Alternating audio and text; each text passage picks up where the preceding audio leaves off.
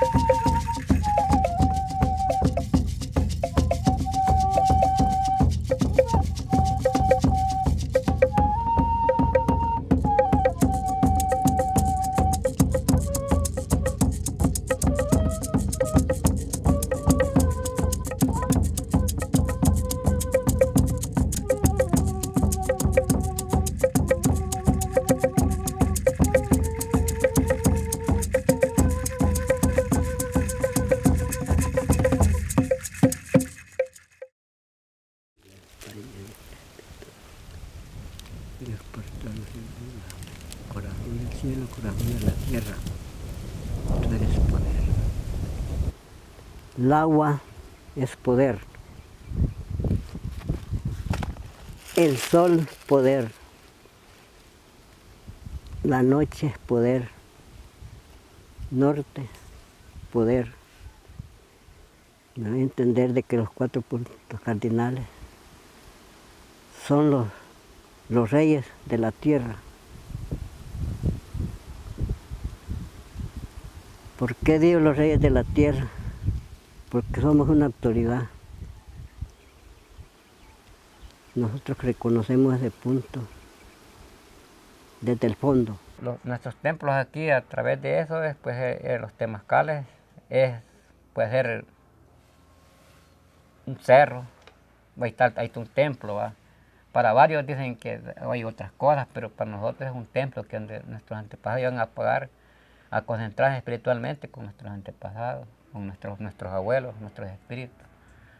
Porque nuestros espíritus son los que ellos pues hacen a mover todo, que el gran espíritu que hace mover todo el cosmos, pues es nuestro abuelo que está, pues es nuestro abuelo, aquel gran abuelo, aquel gran criador, que da la gran sabiduría a cada uno de nosotros. El gran abuelo, después de ese gran abuelo vienen los otros abuelos, pues que eran los grandes sabios, que ellos pues les da sabiduría a cada quien, que grandes curanderos que curaban, pues a eso pues vamos llegando a todos nuestros antepasados. El respeto tanto a eso de los temazcales también, en un cerro puede haber un temazcal, y que le montan encima, les están montando unas torres allí y no saben qué están dañando allí, no saben que allí es un centro ceremonial. A través de eso hay mucho respeto, pues. ¿Verdad? Entonces cuando usted entra en un temazcal, como que está entrando el vientre de una madre, pues, como que está entrando el vientre de la madre, de nuestra madre, que nosotros los tiene. Ese es nuestro dolor, por esta sintonía también lo siente, pues. Los abuelos de antes, sus primeros títulos fueron la tierra. La tierra y sin el agua, y sin el aire, sin el calor del sol, la tierra no da sus frutos, no da los alimentos. Debe de haber el Padre Sol con esos rayos que vienen para poder templar la tierra, y luego cuando viene la santa agua, empezamos los indígenas a preparar las semillas para los cultivos, tanto como de maíz, arroz y frijoles, tomates, todo lo que ven de frutas y verduras. Por eso decimos que la madre agua, sin ella no somos, no somos.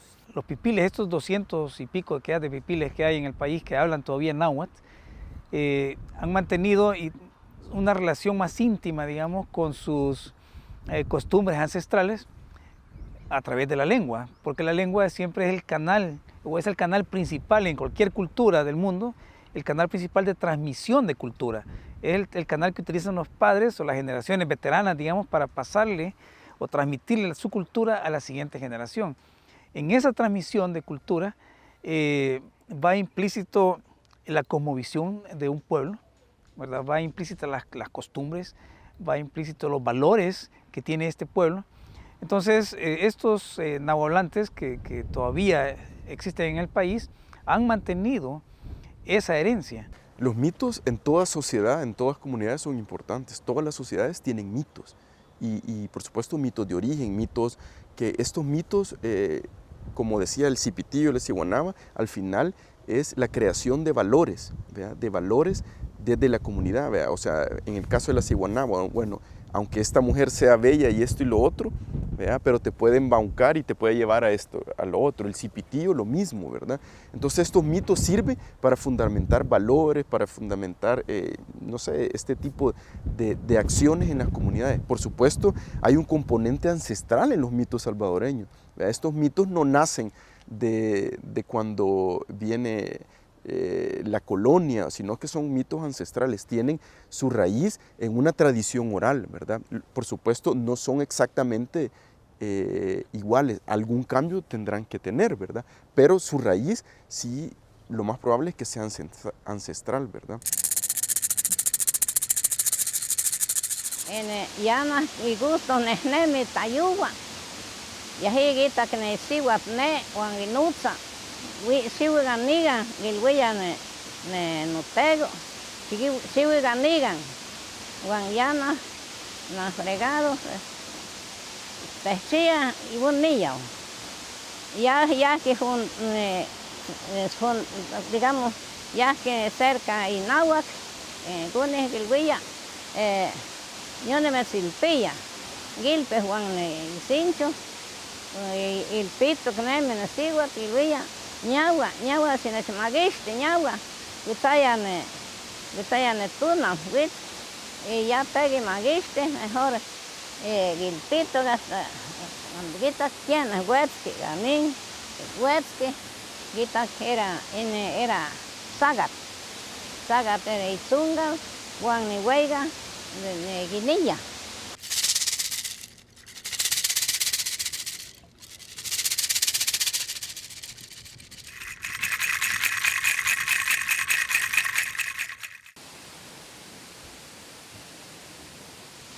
Estos lujos otra vez, que él, si no le regalaban las cosas, no estaba gusto.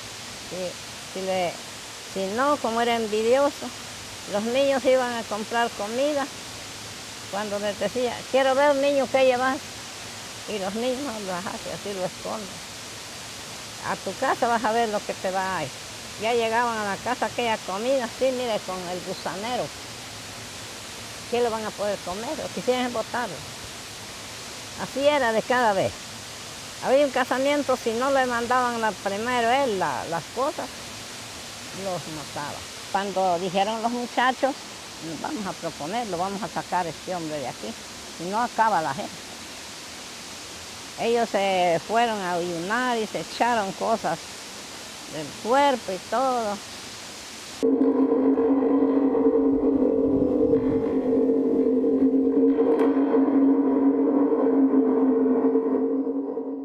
Entonces dicen que le tocaron la puerta. Mira que así está el cabro, ya está hueliendo ahí donde estaban los muchachos. Estaba hueliendo ya así. Gran cabro, pero cabro prieto. Cuando ellos vieron el gran cabro ahí, ya estaba ahí, separado el pie. Sacaron su grande garrota y lo agarran por ahí. Como estaba curado, no pudo hacerles nada. Vino y lo tiraron al suelo el viejo, y darle con los garrotes tirados. ahí lo dejaron tirado, ellos se fueron. Cuando fueron a ver la familia, ahí quedó tirado, ahí estaba tirado. Pero apenas lo llevaron para la casa, ya muerto. Entonces, la bulla que mataron, estos lujos que lo mataron, ¿quiénes son los que lo mataron? Tres muchachos. Le llevaron premio a los muchachos, ¿ves? Porque sacaron esa espina.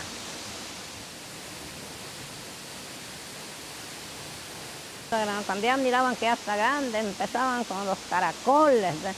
Caracoles y caracoles, y la campana de la iglesia lo sonaban, y los cántaros viejos, porque yo soy uno, cántaros viejos, pon, con otro palo, y todo eso se hacía para ayudarle a la luna. Le dan para que se acabe ligero y venga de nuevo.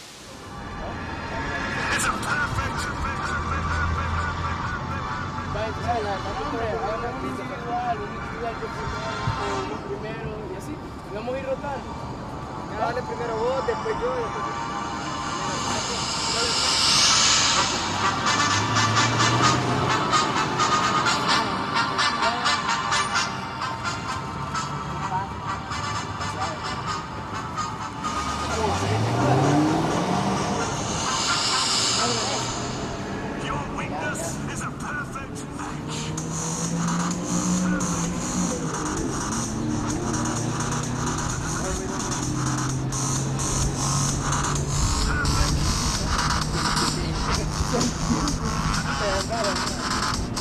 Para mí los pueblos indígenas ya no existen porque desde hace mucho tiempo, porque la misma violencia ha hecho que los mismos pueblos se vayan apartando entre ellos y ya se han civilizado. Sí existen, pero pues en este tiempo no son muy importantes. La mayoría de gente no sabe que existen. En realidad aún existen, pero más que todo sería como en los lugares como que no hay mucha afluencia de personas de la ciudad, sino que sería más que todo como dentro del país, o sea, a profundo. Según yo, indígenas, o sea, somos todos prácticamente, pero para nosotros por la cultura es una ofensa que nos digan indígenas. Vea, es lo que es. Y nosotros, cuando nos dicen indígenas, de los que nos acordamos es de las señoras de Izalco, de los señoras de Panchimal, de todo eso, pero pues sí todos. Nuestro país primero no guarda una cultura o guarda un respeto hacia esa parte de la población, a la población indígena, básicamente nuestros antepasados. No tenemos nosotros, estudiantes de la Matías, comunicaciones, un conocimiento de que existan, que uno diga sí, de verdad existen. Y si existen, obviamente, con la influencia y demás que pues actualmente tenemos todo. Tengo entendido que aquí la universidad posee un grupo de indígenas que están aprendiendo a hablar español y cosas así, recibiendo educación. Influencia tanto de medios, qué sé yo, digamos, ropa, sociedad, además. No un indígena como podés encontrarlo quizás en Perú o en, qué sé yo, Ecuador. Ese tipo de indígena. Quizás estoy estereotipando, pero me refiero a un indígena como puro, por así decirlo. La situación actual de los pueblos indígenas en El Salvador no ha cambiado mucho, ¿verdad? Es una situación de invisibilización, ¿verdad? Es una situación de exclusión, la que tienen ellos. Están en su comunidad, pero viven prácticamente aislados, ¿verdad? En el entendido de que estas comunidades, mientras no estén agrupadas, ¿verdad? O pertenezcan a una asociación o tengan a bien estar desde sus líderes comunales, estar reivindicando sus derechos, está un tanto difícil. En general en El Salvador, vos hablas de comunidades indígenas y dicen, bueno, ¿dónde están? ¿Verdad? Y eso tiene que ver con toda una historización, ¿verdad?, del problema de la cuestión indígena en El Salvador, ¿verdad? Por una parte, el Estado dice, bueno, ya todos somos mestizos, todos somos salvadoreños, comunidades indígenas, para llegar al progreso de la nación tienen que mestizarse o ladinizarse, ¿verdad? Sin embargo, el Estado salvadoreño y el nacionalismo ese se fundamenta en un mito de origen. ¿Cuál es ese mito de origen? Es ver al indígena, pero el ancestral, el prehispánico. Yo tengo mis dudas de decir que hay indígenas verdaderamente y que vivan como indígenas y que mantengan su cultura indígena al 100%. Yo tengo mis reservas, te voy a decir, porque hay países como Guatemala que sí las han, porque ahí hay reservas completas en una serie de zonas de Guatemala donde incluso no hablan ni español, pues. Pero aquí en El Salvador yo no creo que haya un indio en El Salvador que no hable español. La discriminación siempre, la marginación siempre, la exclusión siempre. Bueno, eso nunca se ha terminado, ¿verdad? Y eso es lo que en vez de nosotros, por lo menos, protestamos, ¿verdad?, por ese derecho propio que tenemos y que nadie pues lo quiere valorar.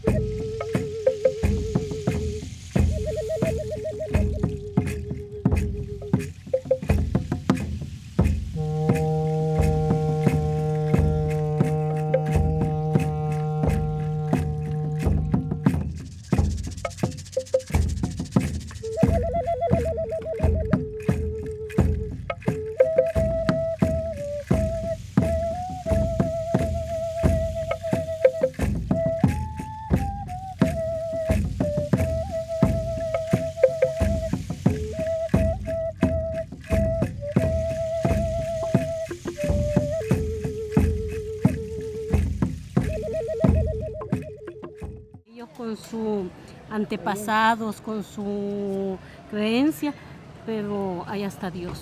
Entonces nosotros la fe es con Dios. Eso va contra la ley de Dios, pues, porque esos dioses no existen. La verdad que cada quien tiene libertad de culto, ¿no?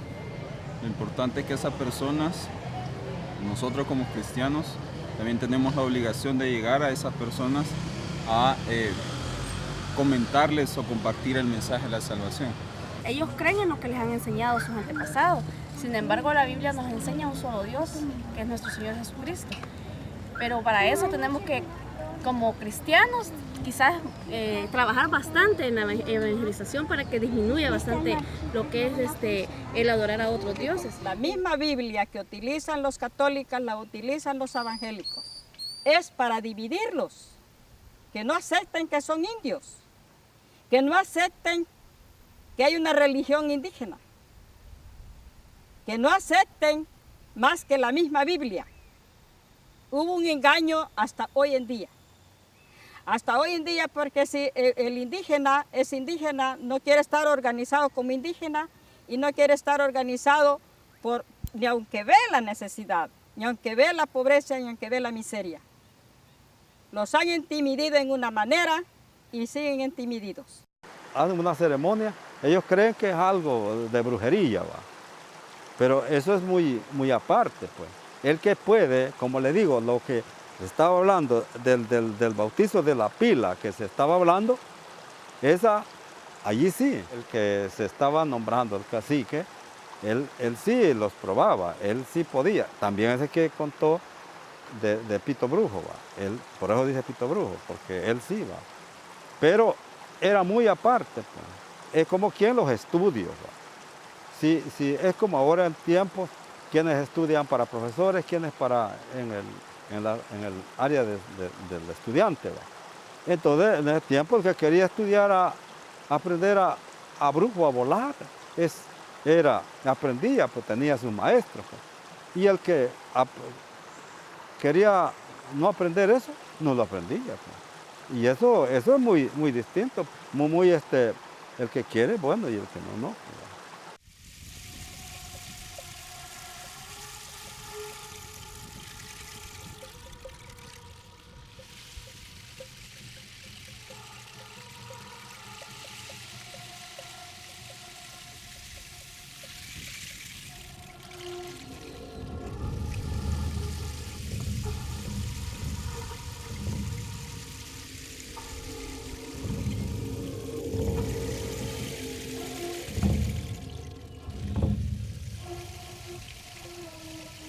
fuimos sujetos de derecho con la corona española y que esos derechos que adquirimos están reflejados en la posesión de la tierra.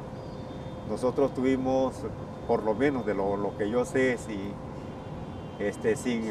haber ahondado en investigación, es sobre el derecho a la tierra en cuanto a tierras ejidales, tierras comunales, tierras de protección, tierras de botadero. Las tierras comunales eran tierras que no tenían ningún control, es decir, sabían los pueblos indígenas que ahí había una propiedad que era para la comunidad indígena y que podían hacer uso de ella sin que tuviera tal vez cercas.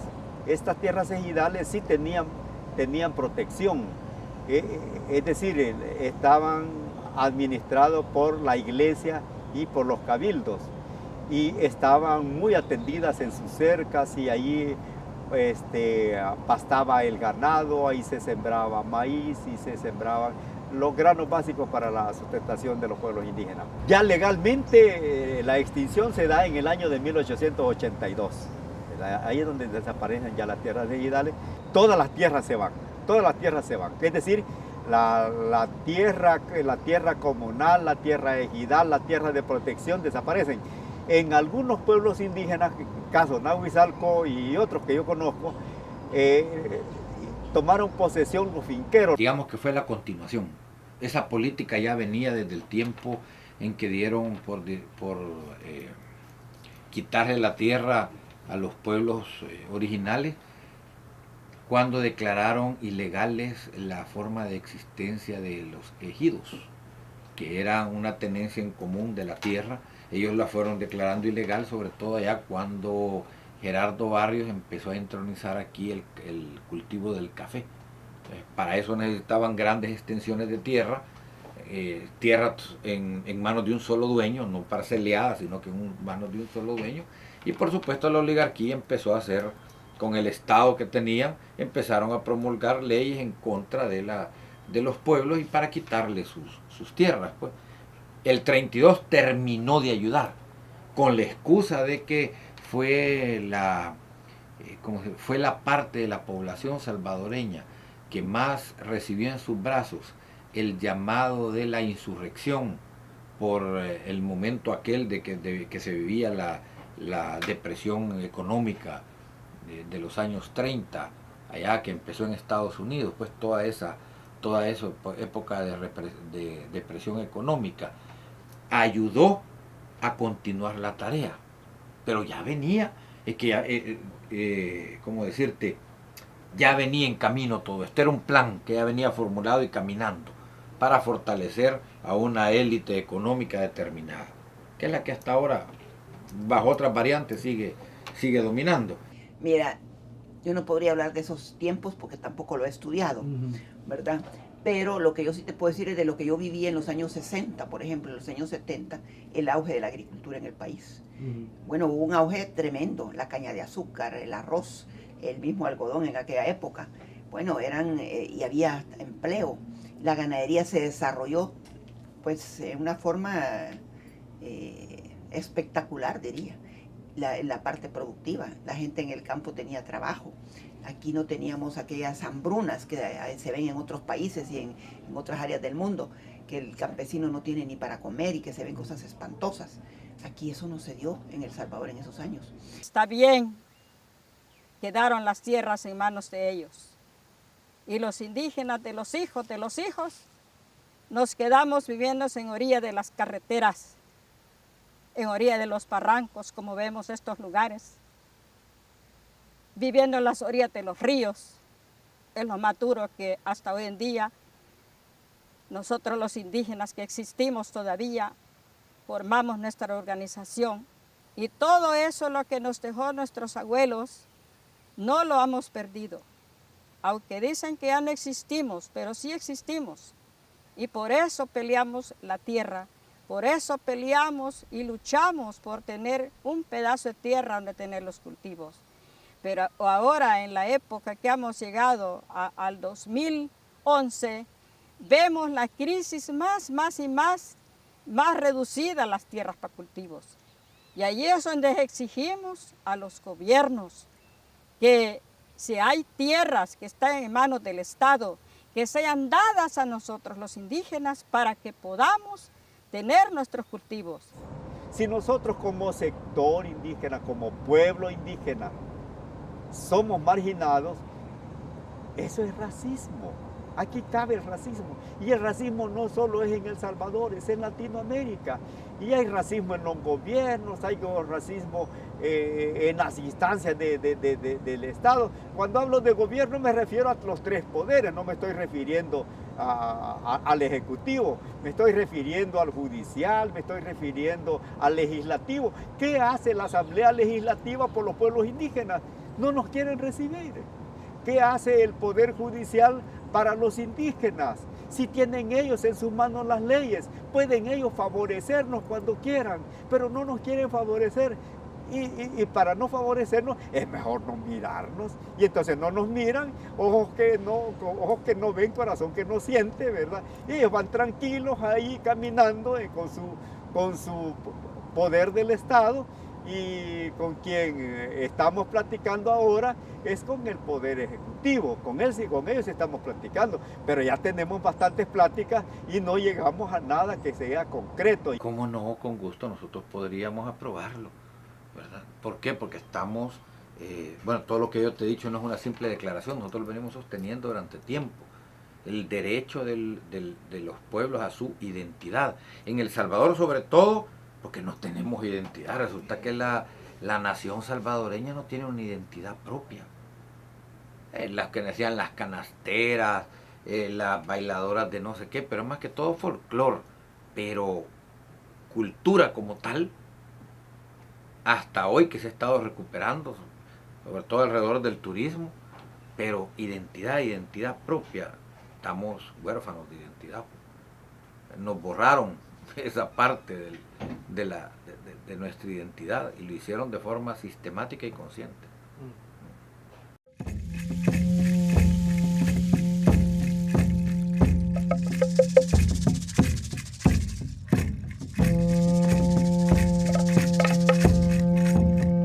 Anteriormente nuestro pueblo era Huitzapan, que significa río de espinas.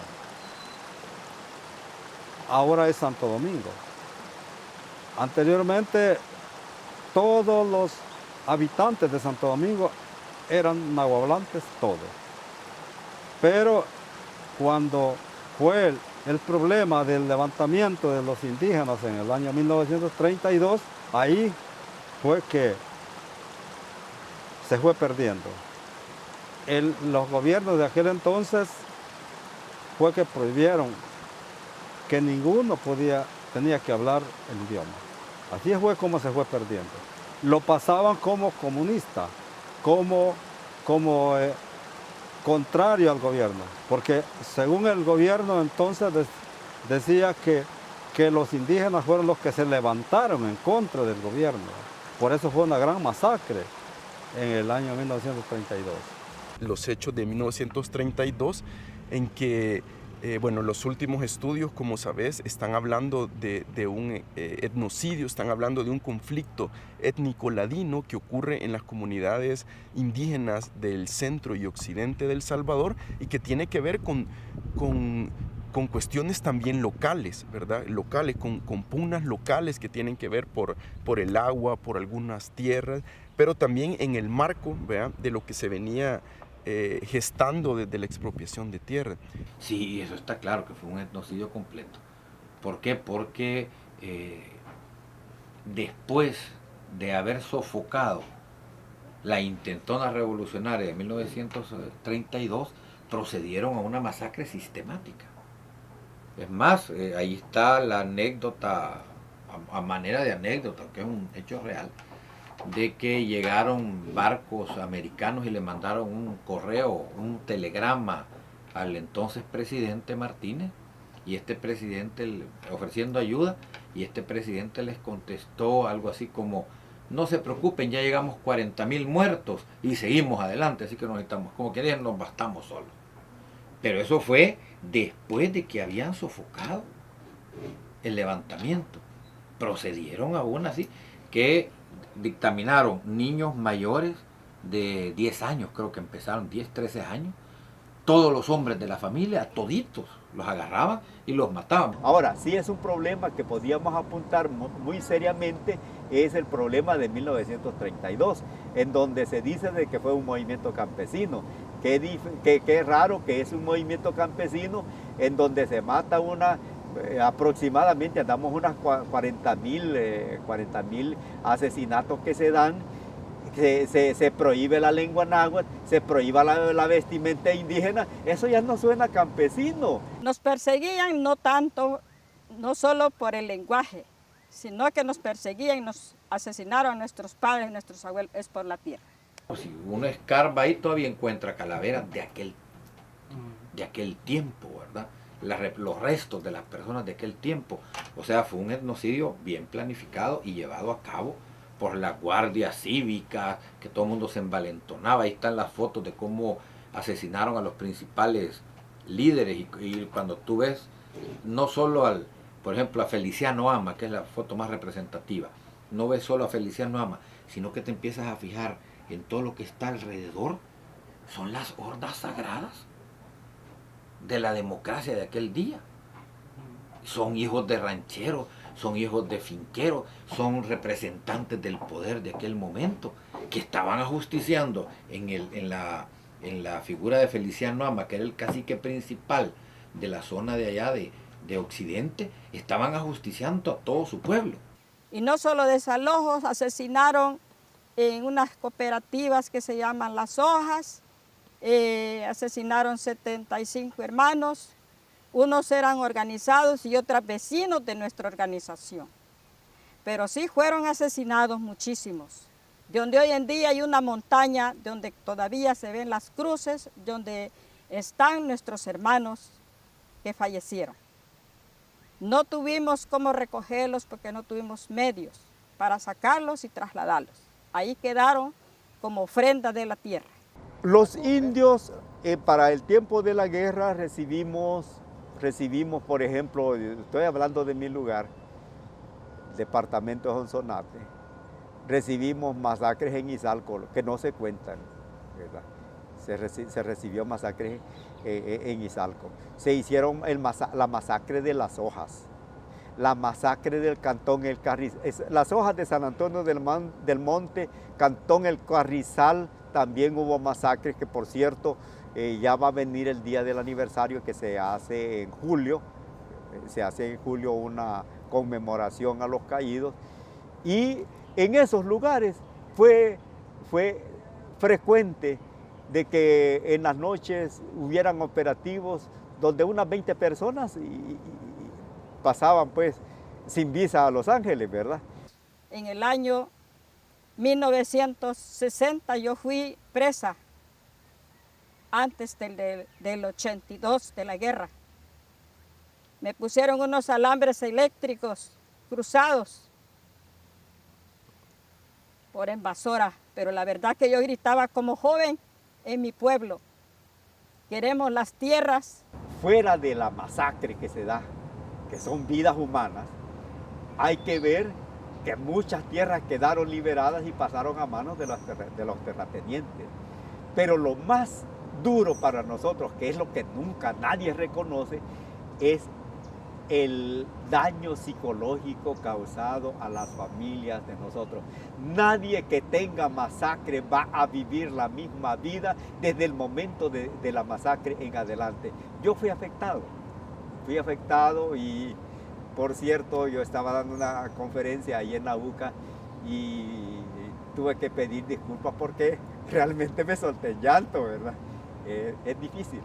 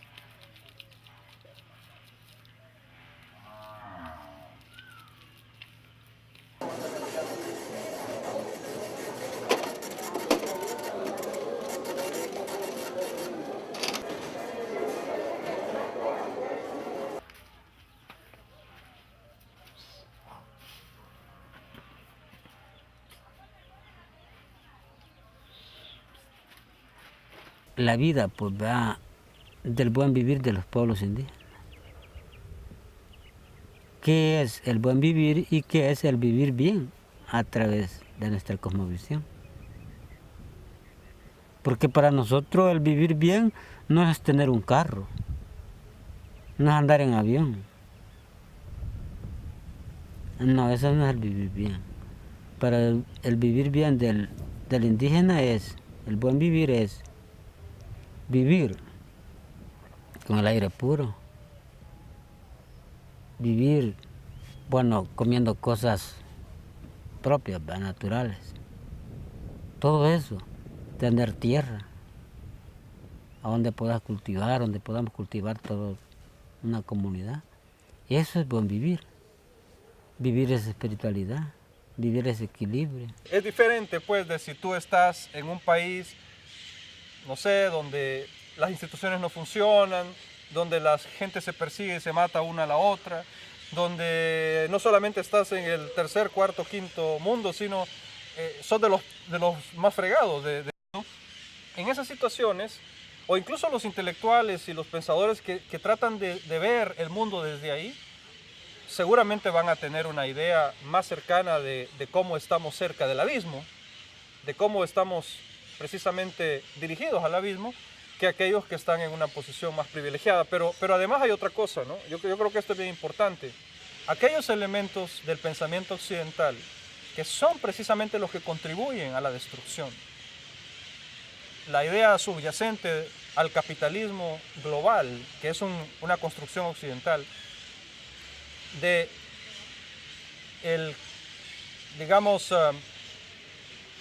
la racionalidad consiste en producir riqueza sin ningún límite.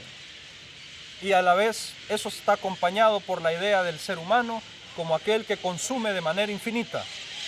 El consumo infinito y la explotación infinita de los recursos es una herencia occidental que hay que combatir totalmente. Dentro del campo indígena o dentro de nuestro mundo, nuestra vida, como nosotros lo decimos, se necesita un equilibrio muy, muy fuerte. Y por eso hoy en día la sociedad desconoce nuestros procesos. Y por eso quiero decirte que estamos hasta estos momentos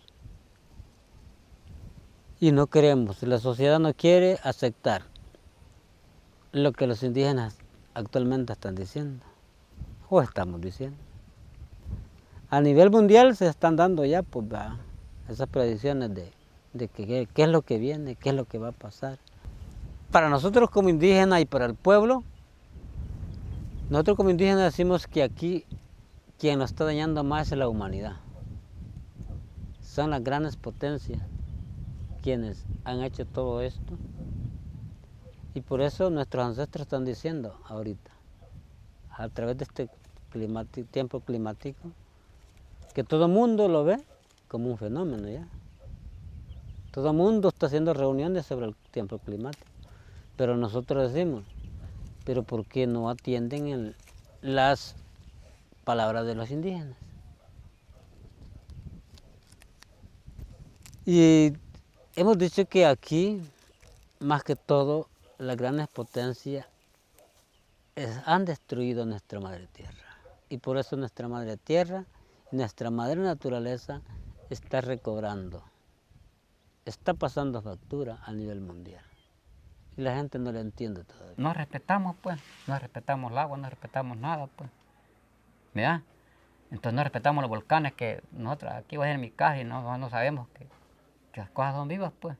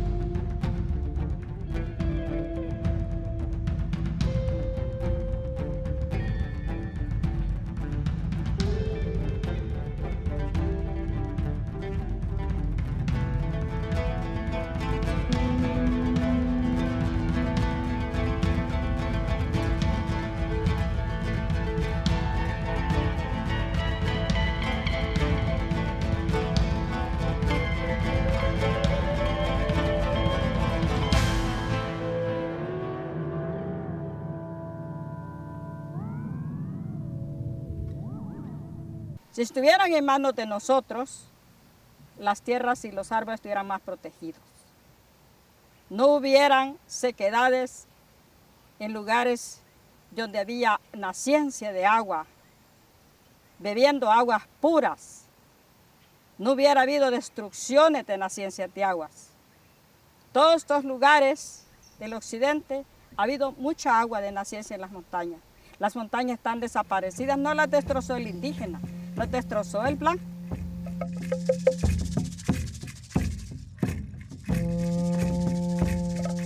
Y estamos creando una generación de nahuablantes pequeñita, de niños de 3 a 5 años en la Cuna Náhuatl, que es un proyecto especial, ¿verdad? Aparte, donde tenemos niños que van a ser la generación de relevo. Eventualmente, esos niños, que son 24, cuentan con el apoyo de sus familias, a 24 familias de la comunidad en Santo Domingo de Guzmán, donde hay indígenas, y ellos tienen un requisito para estar en la cuna, es que un familiar hable náhuatl. Si yo iba a hacer una milpa, me iba. Y a los hermanos allá ya miraban que iba a trabajar. La hermana va a trabajar, vamos a ir a ver qué es lo que hacemos. Ya se iba, sin preguntar a dónde iban, se iban siguiendo. Si ibas a rozar, ya empezaban ellos a todos a ponerse un pedazo cada uno. A terminar en un solo día todo lo que hacían para sembrar nuestro cultivo.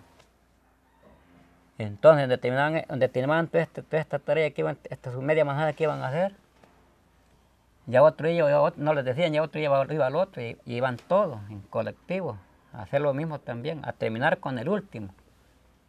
Para la siembra lo mismo iban a hacer. Todavía se veía la unión, la unidad, tanto como en los pueblos como en las comunidades. Si nosotros, el vecino quería hacer su casa, nos uníamos todos y le hacíamos su casita, de bajareque o sea de zacate, porque se usaba más de zacate. Pero en 3, 4 días se estaba levantando la casa del hermano. Había unión, había unidad. Ayuda de todos, de cualquiera que sea. Si un anciano no tenía casa, se la hacíamos entre todos. Entre todos. Lo que él hacía solamente carrear la madera, la vara, todo el zacate. Eso es lo que hacía él. A la hecha, todo se lo hacía. Cuando yo no tenía, me decían, anda a la casa, anda a traer maíz. Me regalaban un puñado de maíz para mantener. Y si yo lograba tener, anda a traer maíz. ¿Sí? Regalado. Pero así vivíamos. Como dicen las campanas, darán, darán. ¿Y hoy, abuelo, cómo es la gente? No, ahora es mentira todo lo que estamos hablando para nosotros. Sí, ahora es mentira para nosotros que estamos hablando así.